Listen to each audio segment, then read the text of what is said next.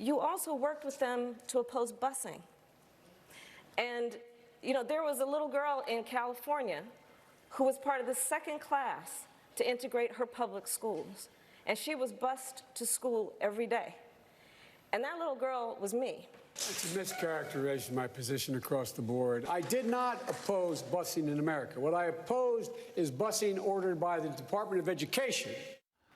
That was one of the most notable exchanges from the Democratic debates last week. Senator Kamala Harris, she had Joe Biden on his heels when she confronted him about busing. And he's been in damage control pretty much ever since. Plus, new numbers show the former vice president taking a nearly 10-point hit with the polls here since those debates, but Biden, he's still leading the pack with 31% supporting him.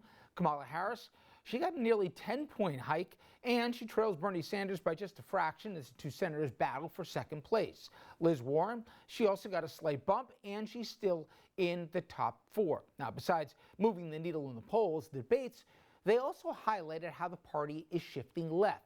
Some of the top issues gaining support from the candidates: Medicare for all, which would eliminate private insurance, tuition-free college, decriminalizing illegal immigration, reparations, and more. Joining us now to discuss, Democratic strategist Jason Nichols. Jason, thanks for the time. Thanks, Richard. Thanks for having me. I know this is an impossible question because the party and its supporters are not monolith, but I have had a lot of folks who are pretty close to this say, Rich, it's not the loudest voices.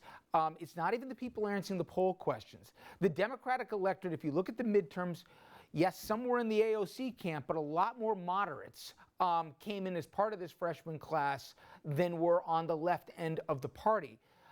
Democrats, the voters, their first concern is someone who can beat Trump. I know it's a generalization, but is the Democratic electorate, for the vast majority, just about beating Trump, or are they policy-driven first and foremost?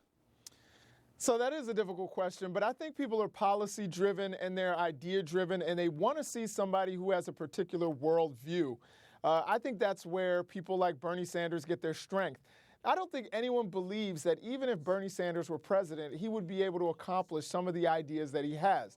There's no pathway to 60 votes in the Senate for a lot of those things. However, I think that people, particularly young people, the energy behind a lot of these campaigns, they want to see somebody who has a particular worldview, a leftist worldview, and that's where the candidates are going, and that's where they're trying to get support. But for example, health care for all, decriminalizing immigrant. I mean, the idea of how hard it was to get Obamacare passed in the first place, and then to scrap it entirely and get rid of private insurance and try and do Medicare for all. Why isn't that manna for heaven for Republicans to say, see how out of touch they are? In fact, a lot of the voices on the right and even members of the administration were doing just that today. Well, I think that the people on the right and even people in the media on the right don't realize that they're the ones who are out of touch. All Americans want all other Americans to have health insurance. They want it to be affordable. We know that Medicare for all will actually drop the price of prescription drugs. There are people dying with diabetes and other treatable diseases, HIV, all these diseases that are 100% treatable and you can live a long, productive life with. People are dying. Now, Medicare for all, again, I agree that it probably won't work out, in the Senate, but I think the idea that everyone should be covered, healthcare is a human right, I think most Americans agree with that. And I'd also say that private insurance would not be completely eliminated under Medicare for all. You could still have it as a supplement. People of means would still be able to secure private health insurance in addition to the state option. We saw the exchanges at the debate, principally with Senator Harris and the vice president. He did not come out well by any means. In the damage control tour, he was there with Jesse Jackson at Push. I saw John Lewis, the congressman, coming out and supporting Biden. How much of a problem is that going to be for Biden, particularly in the African-American community? Take South Carolina, for example. On one hand, Senator Harris says, I don't think he's a racist, but then she brings up the issues that certainly paints him as somebody that is not as sympathetic as he should be to the plight of African Americans. Is this just a hiccup at the end of June, or is this going to be a big problem for Biden? Well, I think, we have a long way to go, but I think this could really come back to haunt him. I will tell you that busing largely was a failure, and he just really was woefully unprepared for that question. There is a way to answer that question where he could have come out okay. Instead, he let Kamala Harris talk and talk and talk, and then didn't have an answer for it. I think we've got a long way to go, but I honestly think that Biden may not be the right candidate, or may not have, the background that's going to get him a lot of support. I think you're going to see a lot of younger African-American support start to wither away. And that will really hurt Biden, and it'll hurt any candidate. I think really the crux and the strength of the Democratic Party is in the African-American community. They're the most loyal base. You can talk about going after centrists and going after people in Western Pennsylvania or in the Midwest, but you have to get your base. And if he loses African-American support, there's no pathway to victory. Do you share any of the concerns I talked about at the top, which is even with a president with record, and I'm talking with a healthy margin here, of those who will vote for him under no circumstance, I'm talking about Trump obviously, somehow, some way, you look at those states and you say they might be able to snatch defeat from the jaws of victory here. They could screw this thing up if they go so far left and they pick the wrong horse. Do you buy those fears? So I understand those fears 100%.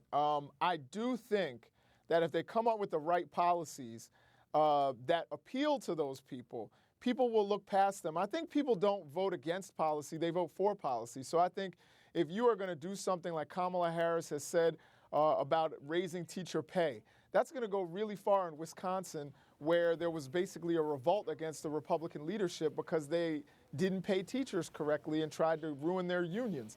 I think it could go to a lot of these states and capture them. I think one of the things that Biden has going for him is that he's going to be strong in places like Pennsylvania that Democrats lost last time, that we have to win. So I share some of your concern, but I think if you have the right policies that appeal to people and you are able to communicate the other policies the right way, you can still win those states. Finally, Jason, people say, you crazy? We're barely in July right now, and you guys are having a conniption after the first debate or first round of debate. Does that still hold true anymore, given how this cycle is on steroids and this schedule's on steroids? If you don't have the money pretty soon here, you're going to have to bail. I mean, given the competition for every donation dollar, the way the media works especially, can you really wait to hit your stride come fall, or do you have to do something this summer?